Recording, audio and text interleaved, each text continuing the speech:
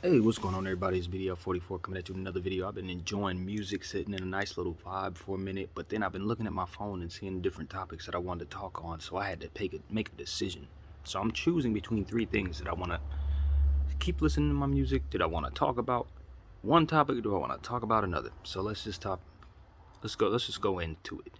Uh, I was watching some old footage of Steph Curry. He's about to break this all-time three-point record. I think he's the greatest shooter of all time, but this is not about him. What this is actually about is seeing the old footage of him hit a particular shot over an old New Orleans Pelicans Anthony Davis led basketball team. And what I noticed was Anthony Davis was about 35 pounds or so lighter than he is right now. Anthony Davis needs to lose weight, man. That's why he's not putting up the numbers. That's what's off about him. That's what is making it so they look so sluggish out there. He's not in shape.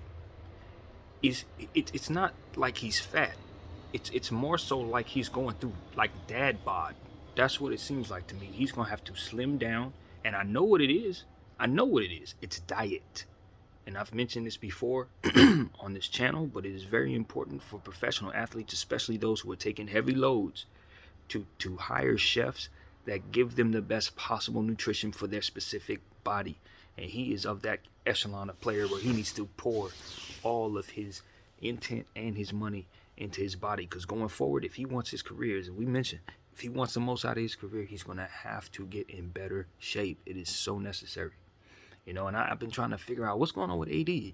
This morning I was talking about it. I said he needs to work on his lower body strength, work on his flexibility. That'll help with his mobility and all that, which is definitely true. That works into what it is that I'm saying. But the bottom line is a smaller, slimmer AD is a better AD.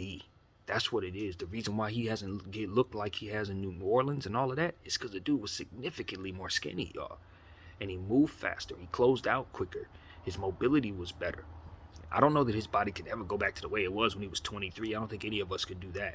But he's 28 years old, so he shouldn't be moving like he's 34, looking like he's 34. A lot of that has to do, in my opinion, in terms of who I've seen in other cases, it just has to do with your diet, how you eat, how you live, and all of that. And as I've said before about AD, to me, he comes off as a guy who's very, very, very comfortable in his wealth. I don't know why I get that energy from him, but he's just one of those guys who is wealthy as hell and comes off as somebody who's very comfortable in that. Now, there's nothing wrong with that. I think we all dream of that, but I think there's levels of comfort that comes with a desire for what it is that you're passionate about. And a guy like LeBron James, I'm not counting nobody's pockets, but we all know his money is super long and he's still hungry, you know what I'm saying, for the passion for the game. It's not motivated by comfort outside of the game. You look at a guy like the late, great Kobe Bryant, same thing. His passion ran deeper than just finding himself satisfied with being comfortable in life. And I think that's where what I'm reading from AD. He's just very comfortable, man. And there's no worries in the world. Maybe he grew up in such a way where it was a lot of worry. So now it's like I'm living in heaven now. But it's like when you're working on something with other people, when you got a group setting and everybody's rich, you know what I mean? It's like we're all fighting. We're all fighting for the same goal. But some people just, when they get their dreams come true, when they get everything that they actually wanted in life, it's just like it's no more hunger. You know what I mean? There's no more desire to keep working at it. There's no more desire to make the necessary sacrifices to go after what it is that you want. And I just get the feeling AD's at that point in his life where he's literally living in heaven. For all this time he's been working in New Orleans, and that situation wasn't that great. He was carrying a heavy load for many, many years. And he's always wanted to get to LA. That process was delayed. He had to wait a year and a half to get here. When he finally did get here, we went through one of the most emotional roller coaster, long, drawn out, and stressful seasons one could ever imagine. He went through that, won the championship at the end of that. It's like, I think Homeboy's just like, he's satisfied. You know what I mean? It's like literally satisfied. And I think the pressure for him to not be satisfied can be an environment that can make him unhappy. Now, I'm saying that he's unhappy. I'm just saying that the environment, when someone's asking you, hey, give me more, when you're sitting here saying, man, I'm at the end of my rainbow. I'm happy, bro. Like, what do you mean give me more? This is when I sit back, relax, and thank God for all the things that I've been through, and I'm done with those things, and now everything's great. You know what I mean? But it looks like it's one of those situations where the Lakers are like, nah, nope. You gotta still be hungry. LeBron's looking at him like, no, you gotta still be hungry. Westbrook's looking at him like, no, you gotta still be hungry. Melo's like, I ain't got a ring yet, my guy. We still gotta be hungry. And it just seems like AD's like, nah, would y'all just carry the load while I just enjoy my relaxation, please, in LA? Like, that's what it feels like. That's the vibes. That is the vibes.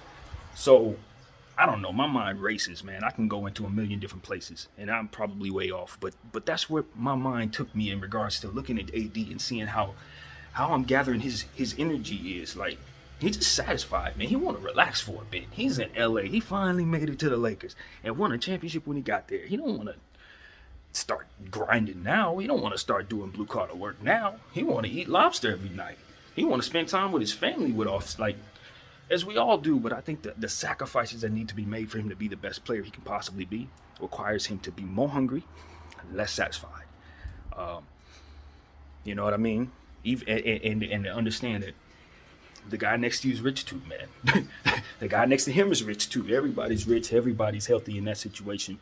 But they're all after something. They're all willing to work hard for it, man. And you just got to continue to be able to carry your end of the bargain. And unfortunately, that means carrying a heavier load than all of them. And in some cases, many of them combined. So I get it, AD. I don't think this situation is that happy for him right now. I'm not going to pretend like I think he's in a joyous circumstance. But it's not because LA sucks or anything. It's just because we're asking him to do more than he probably just desires to do. Take on a greater load and make more sacrifices than he probably really wants to make. And you couple that with injury issues, where his body's not necessarily healing properly, stuff like that.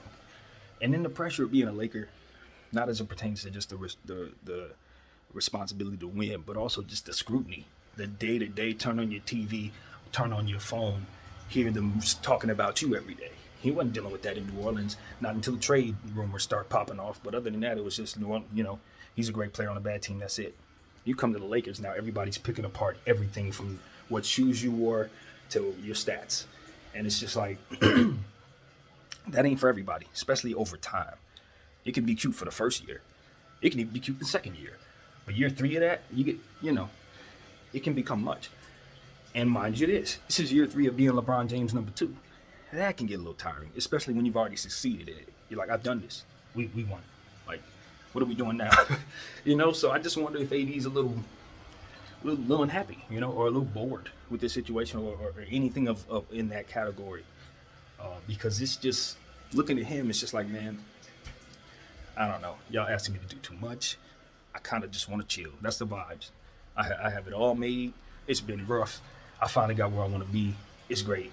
And I'm cool. I don't want to retire, but can somebody else do the heavy lifting while I just enjoy being a Laker, And I just don't think he's had a chance to really do that. I don't think so. I think the Lakers have asked him to do too much.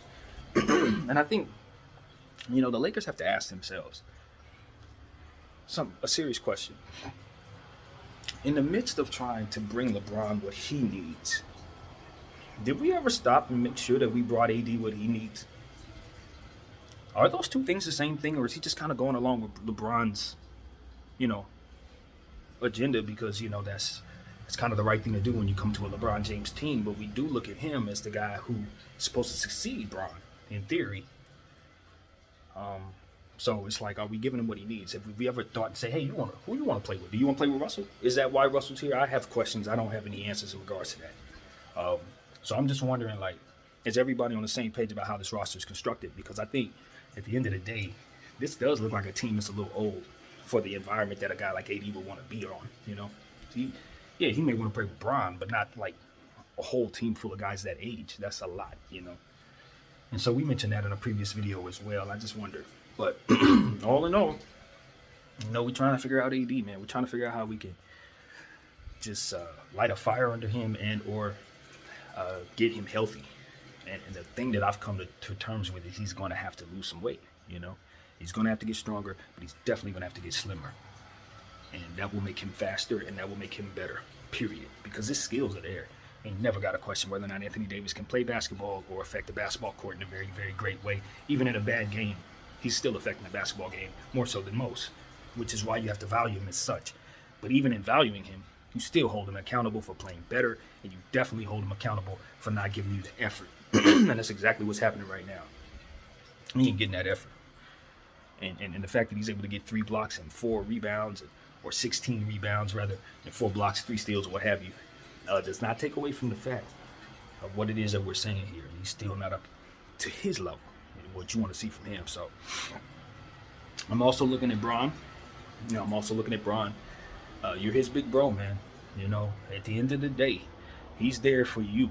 He's doing what you want him to do. He's trying to live up to the not only the expectations of playing with you, but also to the day-to-day scrutiny that comes with that while still being strong. You know what I mean? For all of us, for the Laker Nation. So it's like, yeah, do I want to hold him accountable for being better? Yes. But I want to look at his big brother and say, do not look left or look right or any way in regards to keeping the faith in that kid. Because if you lose faith in him and if you lose your belief in Anthony Davis, we're going to lose him. That's the end of the truth. That's what no one has said. LeBron James is going to have to stay in AD's corner. He's going to have to believe in AD. He's going to have to encourage him constructively to do what it is that we're all saying. Be his big bro, man. He needs you to be that guy on that team for him. I don't know about outside of off the court. I don't know nothing about that. But on the court, professionally, he's struggling. He's struggling, man.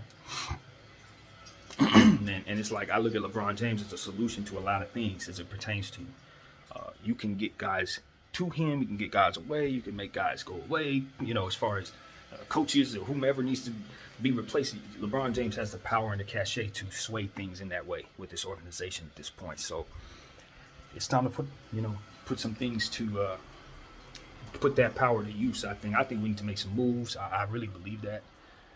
I thoroughly believe that this season is lost if we don't, but it's salvageable if we do soon.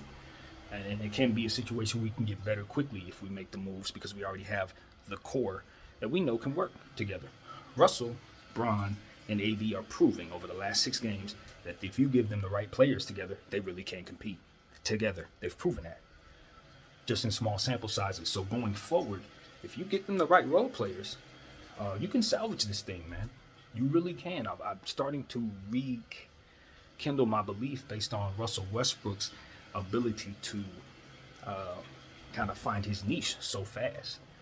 Now that he's found his way, well, if the worst thing we're worried about is AD struggling, I feel damn good about that. Do you understand what I mean? Like, if that's the worst thing we got to worry about, things are looking up. We just have to figure out what the heck we're doing with our defense, our role players, all of this stuff that's not named. Basically, Carmelo Anthony, Austin Reeves, Malik Monk. It's only a few. I'm not going to lie. There's only a few guys I would retain on this roster this year. I think we need to revamp our center position. I love Dwight Howard. But this year, we just need someone to be a little more productive than he's been this season.